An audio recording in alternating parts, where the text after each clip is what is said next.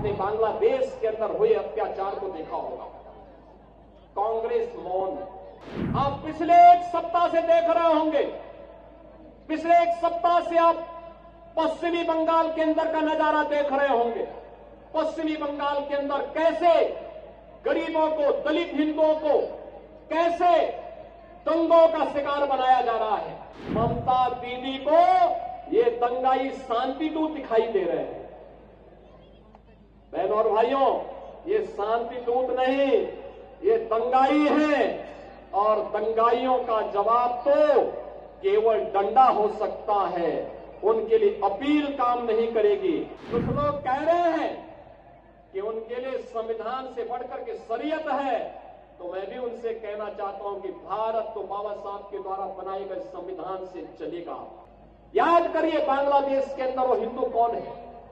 बहनों और भाइयों, ये कोई और नहीं, ये सभी दलित और गरीब हिंदू वहां पर है, वही अत्याचार का शिकार होता है। जब प्रधानमंत्री मोदी जी ने और गृह मंत्री अमित शाह जी ने उन दलित हिंदुओं को जो भारत आ चुके थे, पाकिस्तान से, बांग्लादेश से, अफगानिस्तान से, चाहे वह दलित हिंदू रहा हो, बौद्ध रहा हो, सिख रहा हो, उसको जब भारत की नागरिकता देने के लिए सिटीजनशिप अमेंडमेंट एक्ट लाए थे, यही कांग्रेस, यही समाजवादी पार्टी यहां पर देश के अंदर कितना हिंसक आंदोलन की थी। मैं कहता हूं, क्या दलितों को इसका अधिकार नहीं मिलना चाहिए? क्या गरीबों को इसका अधिकार नहीं मिलना चाहिए? लेकिन इन्होंने बाधा डालने का काम किया। इन्होंने उस समय आंदोलन के हिंसा की, व्यापारिक प्रतिष्ठानों को जलाने का काम किया। महीनों महीनों इन्होंने व्यवस्था को तोड़ने का, उसको बिगाड़ने का काम किया था। लेकिन तब भी हम आभारी हैं प्रधानमंत्री मोदी जी के, उनके दृढ़ इच्छा शक्ति के कारण आज बांग्लादेश और पाकिस्तान से निकाले गए उन गरीब और वंचित हिंदुओं को आज भारत की नागरिकता देने का काम सिटीजनशिप अमेंडमेंट एक्ट के माध्यम से हो पा रहा है। लेकिन बहनों और भाइयों, आपने बांग्लादेश के अंदर हुए अत्याचार को देखा होगा।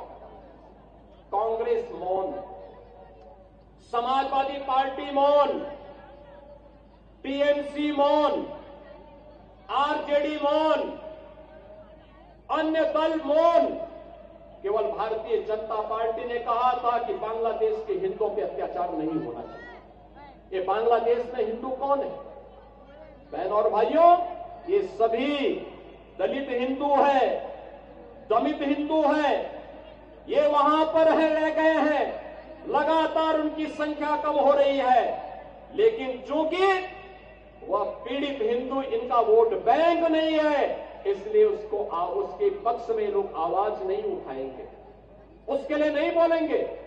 आप पिछले एक सप्ताह से देख रहे होंगे, पिछले एक सप्ताह से आप पश्चिमी बंगाल के अंदर का नजारा देख रहे होंगे। पश्चिमी बंगाल के अंदर कैसे गरीबों को, दलित हिंदुओं को कैसे दंगों का शिकार बनाया जा रहा है। समाजवादी पार्टी मौन है, कांग्रेस मौन है और ममता दीदी को ये दंगाई शांति दूत दिखाई दे रहे हैं। बहनों और भाइयों, ये शांति दूत नहीं, ये दंगाई है और दंगाइयों का जवाब तो केवल डंडा हो सकता है। उनके लिए अपील काम नहीं करेगी और उन दंगाइयों से सख्ती से निपटने का काम वहां पे किए जाने की आवश्यकता है, सख्ती से करने की आवश्यकता है। बहनों और भाइयों, मैं आज आपसे यही कहने के लिए आया हूं आगरा में कि बाबा साहब का मिशन हर दलित, हर वंचित, हर गरीब को न्याय देने का रहा है। अन्याय चाहे वह बांग्लादेश के अंदर हो या पाकिस्तान के अंदर या फिर किसी अन्य किसी भी स्थान पर, उसके खिलाफ आवाज उठनी चाहिए, अन्याय के खिलाफ आवाज उठनी चाहिए। ये बाबा साहब की प्रेरणा रही है। संगठित होकर के आवाज उठनी चाहिए, ये बाबा साहब की प्रेरणा रही है और उसी प्रेरणा के लिए आज आप सबका आह्वान करने के लिए मैं आपके बीच आया हूं। सरकार आपके साथ होगी, आपके सुख दुख में दो डबल इंजन की सरकार सहभागी बनेगी।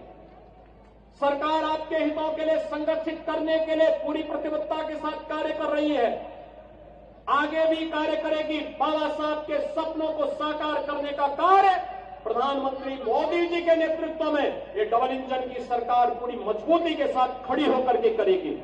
और उसी को ध्यान में रख करके आज मैं कहना चाहता हूं, जो लोग कह रहे हैं कि उनके लिए, कुछ लोग कह रहे हैं कि उनके लिए संविधान से बढ़कर के शरीयत है, तो मैं भी उनसे कहना चाहता हूं कि भारत तो बाबा साहब के द्वारा बनाए गए संविधान से चलेगा।